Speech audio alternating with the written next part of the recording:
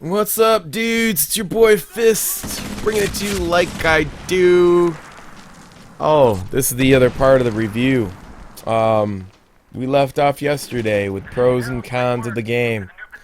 Now, we see a lot of people making reviews of this game.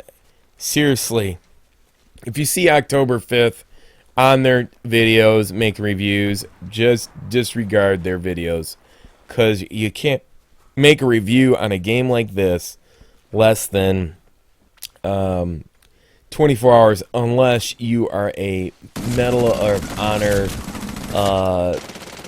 Medal of Honor head, you know what I'm saying? So anyways, let's get on to it. I mean, I see, I was watching some reviews. I watched Swayze's very great technical review, and then I watched some other commentators that just leech the shit out of this game like they do every other game. It's ridiculous. So here's some of the things I'm going to tell you, the pros and cons of the game. I want to point out one thing that Swayze had said. He said that a lot of people get mad about 30 frames per second and 60 frames. I mean, if you're going to argue about that, then you should appreciate how good Call of Duty is with 60 frames per second. You don't have to download texture, map packs, stuff to that nature. There's one plus to this that Activision doesn't have, and that is dedicated servers. I was playing with a friend that's from Alaska that could never get, good gameplays because he's from Alaska, but now he's on dedicated servers. That could go for anybody and anywhere. Now that you're on dedicated servers, hey, that runs really good. So, going to the pros and cons of this, that's a big plus in my book. You're gonna have dedicated servers, which this, Call of Duty's whole gimmick is sell you elite and try to get everybody off of thinking dedicated servers. Look, if EA can afford dedicated servers, period, with FIFA and all these other games, then the sure in hell Activision can do it with just one game. So, pros and cons. Here's the pros that I love about this game. The weapons and the rank system takes a lot of time to earn rank, and it takes a lot of time to earn your weapons. First of all, you have to pick your nationality, which has different attributes. Then from your nationality, then you can pick the guns, and then from the guns have a breakdown like Ghost Recon. So I mean, it's like 3 levels of deepness to figure out your gun, whereas Call of Duty's just one, and it's basically on perks and attachments. That's it. This game is based on you have to earn your rank, and then once you get your rank, then you get enough points to unlock the nationality, and then you match up your nationality's attributes with whichever nationality's weapon you want to use, and then you have a list, 8 objects or 8 attachments to the weapon that have 4 or 5 deep in each attachment. So I mean, we're talking a huge customization of the weapons, and that's just amazing to me. I find it a lot of fun with that. The cons to that is that okay, once this game gets really deep into people playing it, somebody that wants to pick up this game is going to be highly overmatched.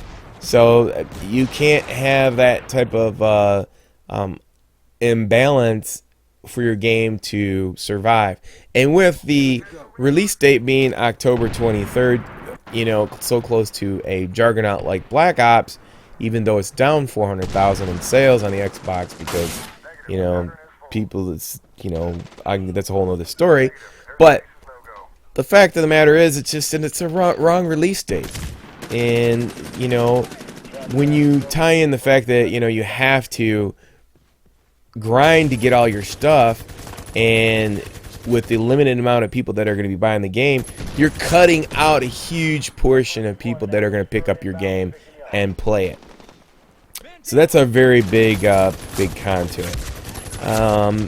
Another con is that the mini-map is in the lower left-hand corner, which literally I've begged them in alpha to move the mini-map to the upper right or left, because of the simple fact is you can't bring in the margins for peripheral vision. So if I'm looking at the center of the map, and I want to look at the mini map for enemies, I can't. I have to take my eyes off the center of the mass view and then go down to the lower left hand corner, and then by the time I come back to the middle, who knows what happened in front of me. I missed it, and that just kills the experience. So I mean, that's a huge con for me. I mean, look in the right hand corner, there's nothing there, and the kill feeds in the upper right hand corner. The kill feed should be where the mini map is. That's not important information to me. I don't really care. I mean, what's going on in the kill feed on the right hand side? The kill feed should be in the bottom left, and the other stuff in the upper left hand corner for my kill streaks and whatever that is in the right is irrelevant and should be changed. The weapons and the rank, I've already explained that. You know, the way that the characters move and everything is fine. I enjoy that. Like I said, the big problem with this game, I like the game. I like the way their philosophy is, but if they changed a couple things, move the release date to earlier in the year. If you want this, I mean, if you're putting so much work into this game, move it to the beginning of the year. You want it to be signaturely different from. It's kind of like not Gears of War, but Graw.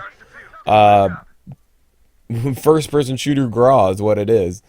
But if you want this game to be different, in the Call of Duty, challenge the Call of Duty genre, is to do these things. You got to be able to shoot from standing to prone to ground prone. You got to move the mini map.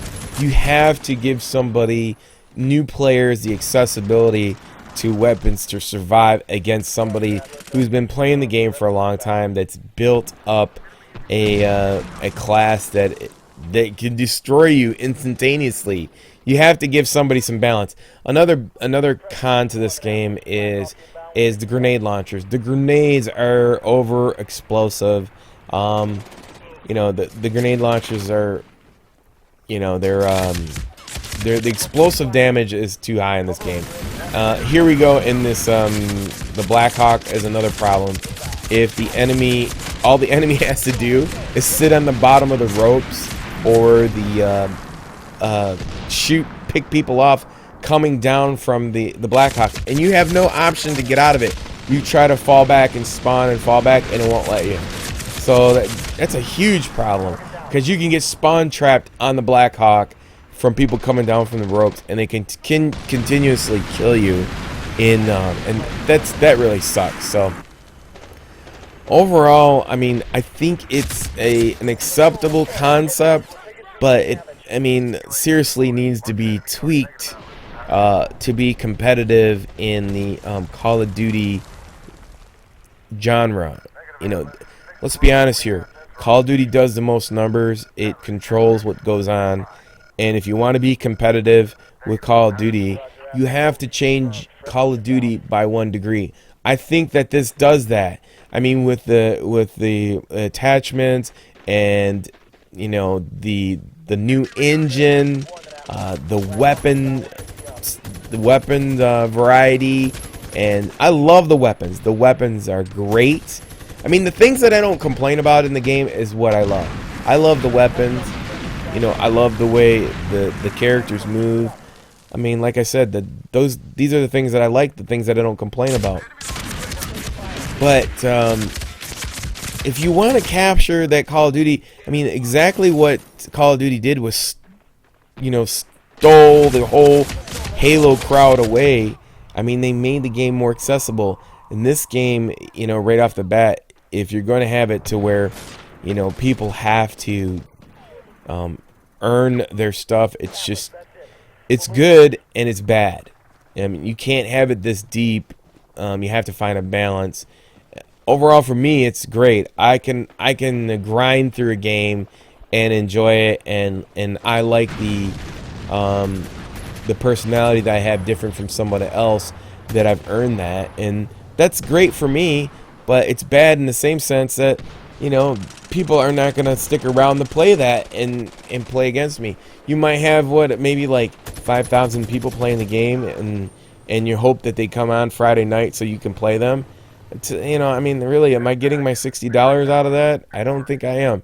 And that's another huge thing. If you're going to release your game the 29th of the 23rd of October, why don't you make it $23.99? And then if you're going to release it when a Juggernaut's going to release, you might as well just go ahead and drop it down. Here I like this part 2 where they give you all the awards. It makes you feel good all inside and stuff like that. And you get to spend your tokens on the blog. I don't even know what that's for, but whatever. I did that earlier.